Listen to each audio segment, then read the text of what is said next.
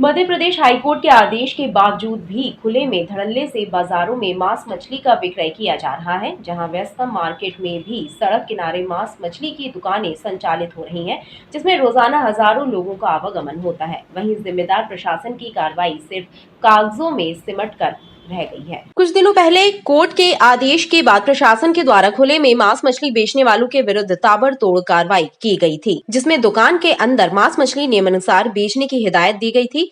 साथ ही सड़क किनारे दुकान लगाने वालों के विरुद्ध कार्रवाई कर दुकानें हटाई गई थीं। लेकिन जैसे जैसे समय बीता, प्रशासन के अधिकारियों के द्वारा कार्रवाई पर मानो अंकुश लग गया, जिसके बाद एक बार फिर शहर के मुख्य चौराहों से लेकर गली मोहल्लों में खुलेआम मांस मछली का विक्रय किया जा रहा है। इतना ही नहीं, मांस मछली का वेस्ट नालियों में बहाया जा रहा है, जिससे दुर्गंध और बीमारियों का खतरा आम नागरिकों पर मंडराने लगा है। वहीं देखना होगा कि जिम्मेदार प्रशासन के अधिकारियों के द्वारा कब खुलेआम मांस मछली बेचने पर अंकुश लगाया जाता है।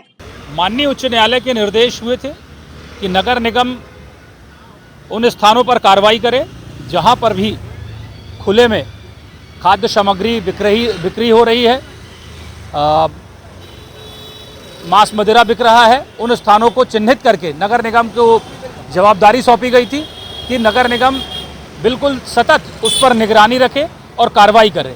लेकिन दुर्भाग्य की बात है कि नगर निगम का आला लंबा चौड़ा अधिकारी इस कार्रवाई को आगे करने की बजाय वो सिर्फ कुंभकर्णी निद्रा में मग्न हो जाता है।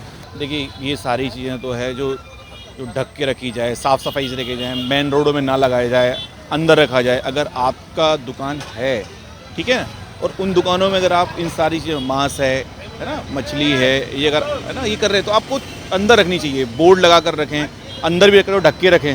साफ़ सफाई का ध्यान रखें। अगर हम साफ़ सफाई का ध्यान नहीं रखेंगे तो कौन रखेगा। जैसे बार बार हमारी सरकार के द्वारा भी कदम उठाए जाते हैं कि किसी भी प्रकार की कोई भी खाद्य सामग्री हो वो खुले में ना बेची जाए। एक्चुअली खुले में क्या होता है, बहुत सारे कीटाणु होते हैं, जीव जंतु होते हैं जो कि उस चीज़ की शुद्धता को प्रभावित करते हैं। तो वो खाने वाली चीज़ें होती हैं, सभी लोग, छोटे बड़े सभी लोग खाते हैं उस चीज़ को। तो हमारा तो सभी को एक सुझाव है कि जितनी भी खाद्य पदार्थ की दुकानें हैं वो प्रॉपर कवर रहें। इसके लिए हमारे जबलपुर की जनता को जागरूक होना पड़ेगा, हमारे जनता को जागरूक होना पड़ेगा, हमारे व्यवसायी भाइयों को जागरूक होना पड़ेगा कि वो जो भी खाद्य सामग्री है, जिस प्रकार की भी है, वो अपनी दुकान को पूरा कवर करके रखें, उस चीज़ को ढक के रखें।